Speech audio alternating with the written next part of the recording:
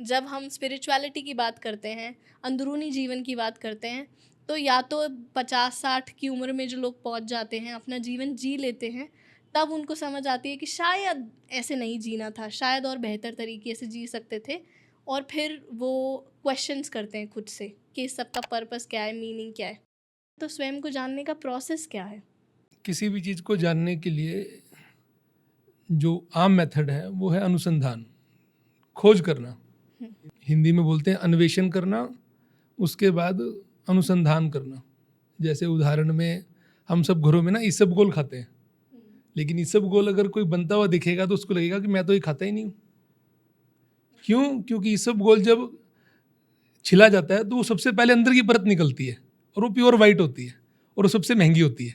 अच्छा। जो हम इसबगोल खाते हैं बाजार में जो आ रहा है वो मिक्स आ रहा है, बाहर का छिलका भी और अंदर का प्योर वाइट भी। उसकी प्योरिटी बढ़ती जाएगी तो उसका वाइटनेस बढ़ती जाएगी, उतना ही वो कॉस्ट बढ़ती जाएगी।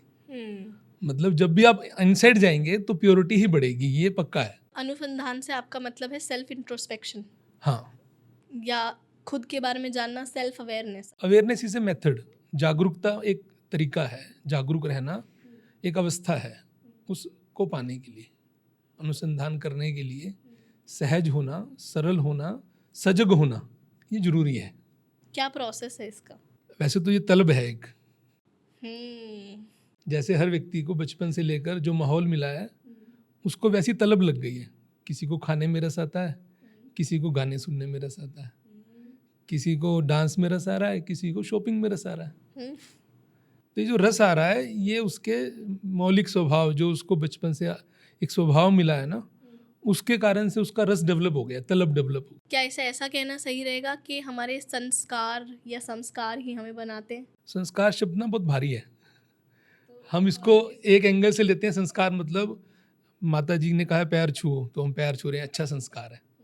बाबा जी ने तिलक लगाया, आप भी लगाओ तो ये अच्छा संस्कार है। एक तरीके से संस्कार ये, एक दूसरे एंगल से संस्कार मतलब जो मेरा स्वभाव बन गया है, आदतन जो मैं कर रहा हूँ वो मेरा संस्कार है। गुरुद्वारे में जाना है तो पल्ला लगाना ही है सिर पे, ये संस्कार है। लेकिन मैंने जब भी बाहर किसी बड़े के पैर छूने तब भी पल्ला लगा सकते हैं ना, मेरा स्वभाव क्यों नहीं बनता? वो डिसिप्लिन में जाना है इसलिए वो संस्कार कहलाया जा रहा है, क्योंकि गुरुद्वारे के अंदर जाना है।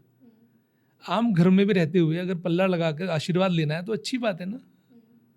सिर पे रुमाल रख के, पल्ला रख के खाना बनाना अच्छी बात है।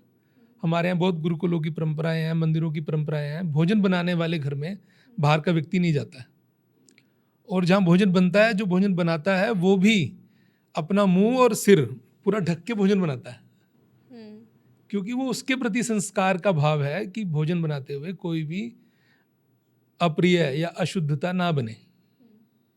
ये संस्कार है। अब मोटी मोटी भाषा में संस्कार मतलब वही है, पैर छूना, तिलक लगाना, जल चढ़ाना, तुलसी को पानी डालना, ये संस्कार है।